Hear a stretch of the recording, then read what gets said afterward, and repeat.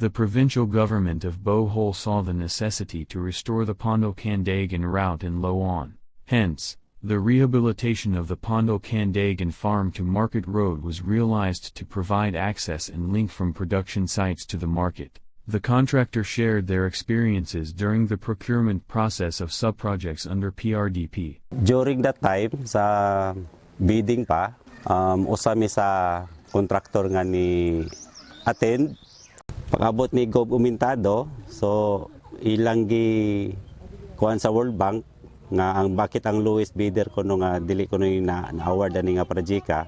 That's why gibalik wala pa mo na award. So karon na namin nadawat nga kami naka-award aning PRDP diri sa Loon. They also experienced delay in receiving their notice to proceed due to the transition of the government officials. Yung nagtagal siya transition sa ato ang kuan diri sa governors diri ba. Pinaabot dito sa election side.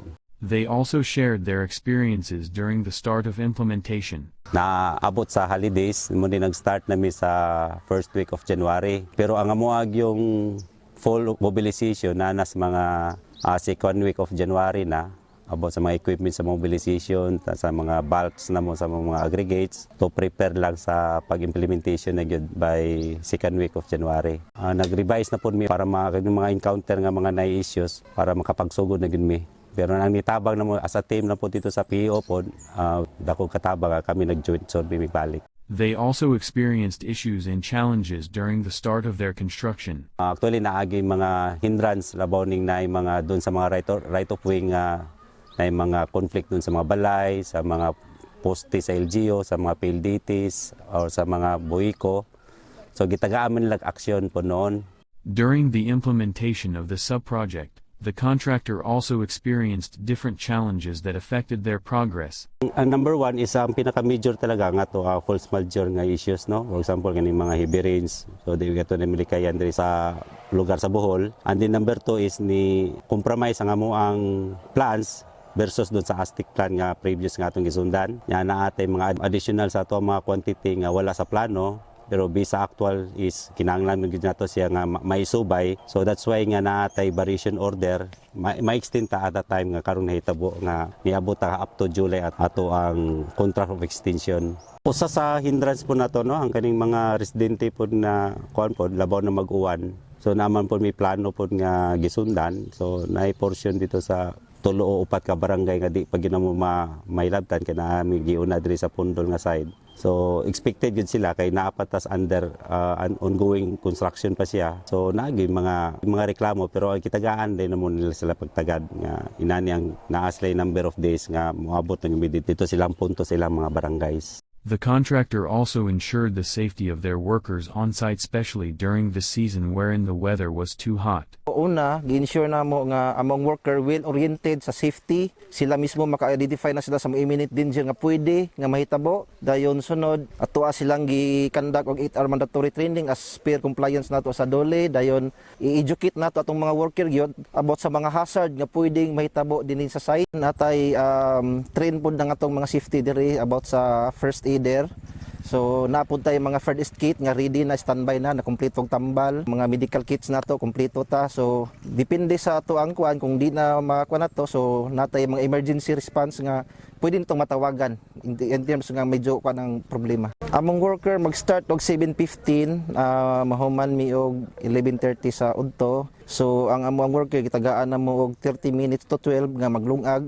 After 12 to 1, ilan ang pahulay. Then mo proceed sa trabaho 1 to 4. Gi-require na mo among kumpanya nga mo provide yung tubig para ma-avoid ta site stress ato mga worker nga under sa adlaw nga naraba. So mag-provide yung tubig yun para mo-replenish silang electrolytes nga nawala silang kada adlaw silang pagpanarbaho. The contractor also had a good working relationship with province of Bohol since they collaborated during the implementation of the sub-project. Mamo man na siyang gi-monitor gyud para kuan sa dato ang pulido sa dang atong trabaho sa site. Amo ang report is updated gyud na siya monthly kanang tanang report, weather, accomplishment, and amo ang mga billboard sa end and sa start, updated gina siya, nakasuwat gina siya, monthly gina. Documents like the test results, equipment and manpower, and updated construction schedule. Ang GGO corner sad nato updated sad. Mutabang gyud ko sa kontraktor parte sa paagi labi na ning base preparation nila nga gahabol pa sila gyud karon. So anytime nga motawag sila nako, nagyo ko kinahanglan kay para nagyo agi nga matrabaho para sa site.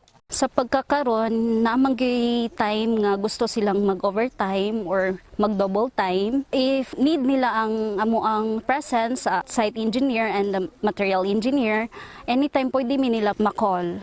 Tuesday hanggang Friday, nandito kami sa field. Saka anytime Saturday at Sunday, kung available ako, tawagan naman nila ako kung kailangan para sa mga field test namin. Kung kailangan talaga, pupunta ako. Aside from the physical progress, the contractor also shared their experiences regarding the processes they encountered for billing. Doon sa first billing yun na mo, dako kay ang hindrance sa mo ang cash flow ay tungod sa naay variation order nga kinahanglan ipa-approve pa dito sa national, i-adto pa dito sa RPCO para i-approve nga ang budget. And then ang number 2 is kabalota nga daghang documents nga kinahanglan yo sa i-compile. And then, kinanglan pa nga i-approve na to ang plano sa tong variation order. So, mo to hindrance na to sa first billing. So, it takes of 8 months na mo nakuha to ang first billing. So, dako ang constraint sa mga cash flow versus sa mga accomplishment. Pero, sa side sa from BSP company is quadruple ipon mi dire.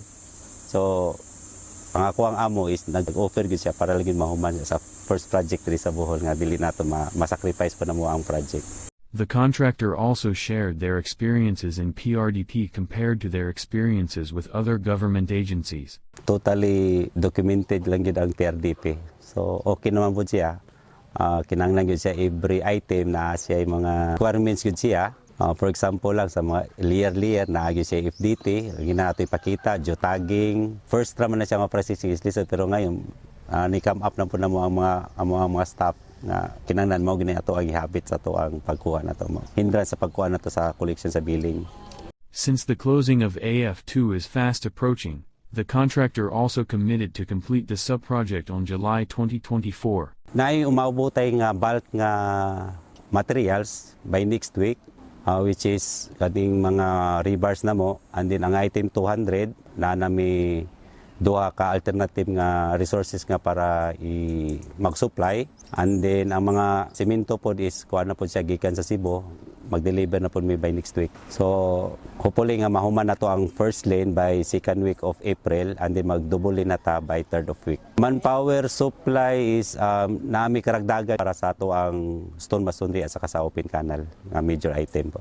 Sa equipment, as of now intact naman na to equipment, and then functional naman siya. So, wala tayong problema sa equipment. We have 4 months to go na lang for complete. So, this April na aming gi-comply nga 17.6 million. Based sa agreed na mo nga discussion sa boss namin is kung nihatag siya og approve nga i-bulk na niyahang mga materials since nga waiting tami sa mo ang collection sa mo ang second billing. So, ika-guaranteed na ko nga by month of April, makuha na mga 17.6 million. And then by July, so hopefully makuha na to ang substantially completed.